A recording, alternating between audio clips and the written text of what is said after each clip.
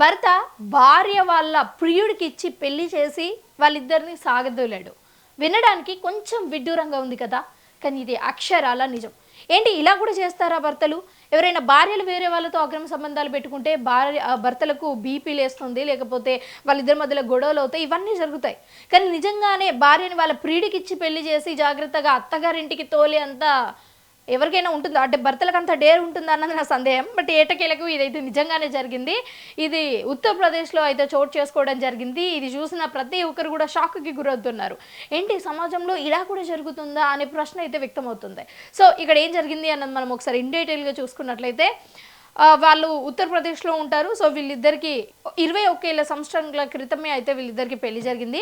And వీళ్ళిద్దరికి 5 పిల్లలు ఉన్నారు. అయితే వీళ్ళిద్దరికి 5 పిల్లలు ఉంటే ఈ భార్య రీసెంట్గానే ఒక 2 నెలల క్రితం ఆ భార్య వయసు కంటే 13 సంవత్సరాలు తక్కువ ఉన్న ఒక అబ్బాయితో అయితే లేచిపోవడం జరిగిన తర్వాత మళ్ళీ ఇంకా అయితే ఈ అమ్మాయి సంథింగ్ ఏదో ఇష్యూస్ సంథింగ్ ఏదో అయ్యి మళ్ళీ వచ్చి వాళ్ళ భర్త దగ్గరనే ఉండాలి అని నిర్ణయించుకొని భర్త దగ్గర ఉంది.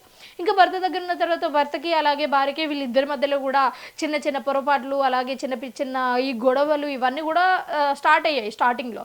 ఇక ఈ గొడవలు ఇవన్నీ మన వల్ల కాదు, అసలు మనం కలిసి ఉండలేము అనుకుని భర్త చేసిన పని ఏదైతే ఉందో అది నిజంగా ఓవరాల్ మన ఇండియాని షాక్కి గురి చేసింది అని చెప్పొచ్చు. డైరెక్ట్గా వాళ్ళ భార్యని ఎవరితో అయితే లేచిపోయిందో అతనికి ఇచ్చి పెళ్లి చేసింది. ఇంకొక విషయం ఏంటి అంటే, ఈ పెళ్లి ఎవరి ముందు జరిగింది అంటే ఆ భార్య వాళ్ళ కుటుంబం వాళ్ళు, అలాగే ఆ భర్త వాళ్ళ కుటుంబ సభ్యులు, దీంతో పాటు ఎవరితో అయితే లేచిపోయాడో వాళ్ళ కుటుంబ సభ్యులను పిలిచి మరి అందరి సమక్షంలో అయితే ఈ పెళ్లి జరిగింది. అంటే పెళ్లి అంటే మనం అందరం అనుకుంటాం కదా, వధువు వరువు వీళ్ళ కుటుంబ సభ్యులు వాళ్ళ కుటుంబ సభ్యులు వీళ్ళ రిలేటివ్స్ వాళ్ళ రిలేటివ్స్, కానీ ఇలా కూడా పెళ్లి జరుగుతుంది, ఇలా కూడా చేస్తారు అనేది మాత్రం ఇంకొంచెం విడ్డూరంగా మారింది. మరి ఇలా ఎందుకు జరిగింది అన్నది కూడా మనం ఒకసారి ఆలోచించవచ్చు. భర్తలు ఎవరైతే ఉన్నారో మనందరికీ తెలుసు, మనం సిటీస్లో చూసుకున్నా సరే, కొంచెం ఊళ్ళల్లో చూసుకున్నా సరే, భార్యలు కొంచెం బయటికి వెళ్ళడం కానీ లేకపోతే వేరే అబ్బాయిలతో మాట్లాడడం కానీ చేసినప్పుడు భర్తలు వచ్చి కొట్టడాలు తిట్టడాలు, లేకపోతే వాళ్ళిద్దరి మధ్యలో వాగ్వాదాలు చోటు చేసుకుంటూనే ఉంటాయి. కానీ ఇలా కాకుండా డైరెక్ట్గా వాళ్ళ ప్రియుడికి ఇచ్చి పెళ్లి చేశాడు వాళ్ళ భర్త అనేది మాత్రం ఇప్పుడు ఇక్కడ అందరికీ కూడా షాక్కి గురి చేస్తుంది. మరి ఇలా ఎందుకు చేశాడు అన్నది మనం ఒకసారి ఆలోచిస్తే మనందరికీ తెలుసు, సోషల్ మీడియాలో భార్యలు భర్తల్ని ఎలా హత్య చేస్తున్నారు, ఎలా ఇల్లీగల్ ఎఫైర్ పెట్టుకొని కొత్త మార్గాలు ఎతుకుతున్నారు భర్తల్ని చంపేయడానికి. ముఖ్యంగా రీసెంట్గానే మన గడ్డి మందు కలిపి వాళ్ళ భర్తని అలాగే వాళ్ళ అత్తమ్మని చంపాలి అని ట్రై చేసింది. మొన్న రీసెంట్గానే, అంటే దీనికి ముందే ఫినాయిల్, డ్రమ్ము, కుక్కర్, అలాగే కొండమీల నుంచి దోసేయడాలు, ఇవన్నీ రకరకాలుగా అయితే మనం చూస్తూనే ఉన్నాము. అయితే ఇవన్నీ మనకెందుకు, మళ్ళీ అటు ఇటు పోతే వీళ్ళిద్దరితో పెట్టుకుంటే వీళ్ళిద్దరు అసలే ఇల్లీగల్ ఎఫైర్లో ఉన్నారు, వీళ్ళతో పెట్టుకుంటే నన్ను ఎక్కడ చంపేస్తారో అన్న భయంతో ఈ పని చేసి ఉండొచ్చు.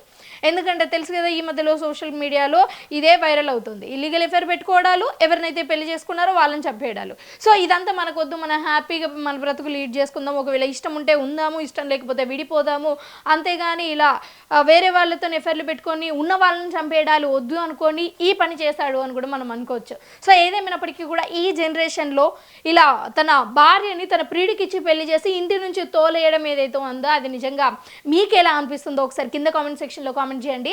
అలాగే ఆ 5 పిల్లలు ఎవరైతే ఉన్నారో ఆ 5 పిల్లల పరిస్థితి ఏంటి, అలాగే వీళ్ళిద్దరు ఎప్పుడైతే పెళ్లి చేసుకున్నారు దాదాపు 21 సంవత్సరాలు అవుతుంది. ఈ 21 సంవత్సరాల మధ్య వాళ్ళ మధ్యలో ఉన్న దాంపత్యం కావచ్చు, లేకపోతే వాళ్ళిద్దరి మధ్యలో ఉన్న అనుబంధం కావచ్చు, వీటన్నిటిని వదులుకొని ఒక నిన్న కాక మొన్న పరిచయమైన అబ్బాయితో వెళ్తే మళ్ళీ పరిస్థితి మళ్ళీ వెనకకొస్తే మళ్ళీ భర్త ఒప్పుకున్నాడా, ఒప్పుకోలేదు. సో మళ్ళీ వీళ్ళిద్దరిని కలిపాడు. సో ఇలాంటి పరిస్థితులు మీకు ఎదురైతే మీరు ఏం చేస్తారో కింద కామెంట్ సెక్షన్లో కామెంట్ చేయండి. అలాగే మీ ఒపీనియన్ ఏంటి ఈ సిచ్యువేషన్ పైన అన్నది కూడా ఒక్కసారి కామెంట్ చేసి తెలియజేసే ప్రయత్నం చేయండి.